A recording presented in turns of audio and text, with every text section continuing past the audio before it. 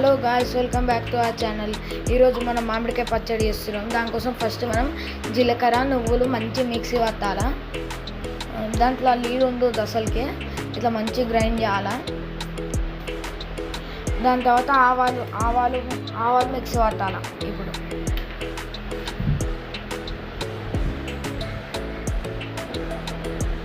ఇట్లా ఆవాలు మంచి మిక్సీ పట్టాలి.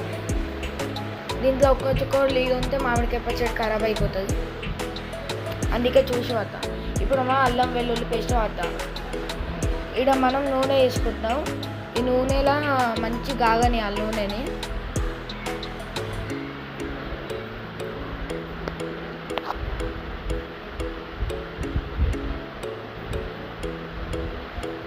స్టవ్ వెలిగించినాం. ఇప్పుడు మా అల్లం వెల్లుల్లి పేస్ట్ అయిపోయింది. ఇప్పుడు నూనెలో మనం జీలకర్ర ఇంకా ఆవాలు అట్లనే వెల్లుల్లి కూడా వేయాలి.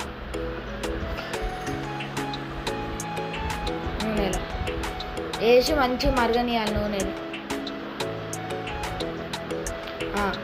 అది ఇట్లా దింపుకొని చల్లగా చేసుకోవాలి. ఇప్పుడు ఇక్కడ ఇవి కట్ చేస్తున్నాం మంచిగా, ఏడ దష్టి లేకుండా. ఇప్పుడు ఈ నూనె చల్లగైనాక దీంట్లో అల్లం వెల్లుల్లి పేస్ట్ వేయాలి. నూనె చల్లైనాక, ఎందుకంటే అది మళ్ళీ పొంగిపోతుంది. ఒకటి వేడిగా ఉన్నప్పుడు వేస్తే అల్లం వెల్లుల్లి పేస్ట్, అందుకే చల్లైనప్పుడు వేయాలి. ఇప్పుడు మనం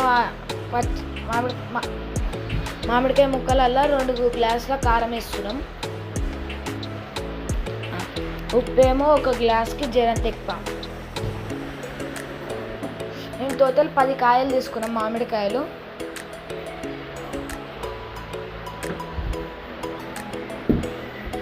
ఇప్పుడు దీంట్లో మనం పత్తి పెట్టిన పొడులు వేసుకోవాలి. ఇవన్నీ మనం అప్పుడే రెడీ చేసుకోవాలి, అప్పుడే మంచిగా వస్తాం మనకి మామిడికాయ పచ్చడి.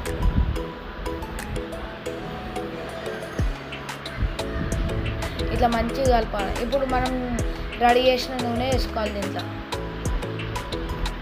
మీకు ఒకవేళ నూనె తక్కువ అంటే ఇంకా పోసుకోవచ్చు, కానీ మరీ ఎక్కువ పోసుకోవద్దు, ఎందుకంటే అది 3 రోజుల తర్వాత వస్తుంది నూనె ఇట్లా పైకి. ఒకవేళ ఇట్లా ఇంకా అది కారం అవి అట్లనే ఉంటే జంత పోసుకోవాలి. ఇంకా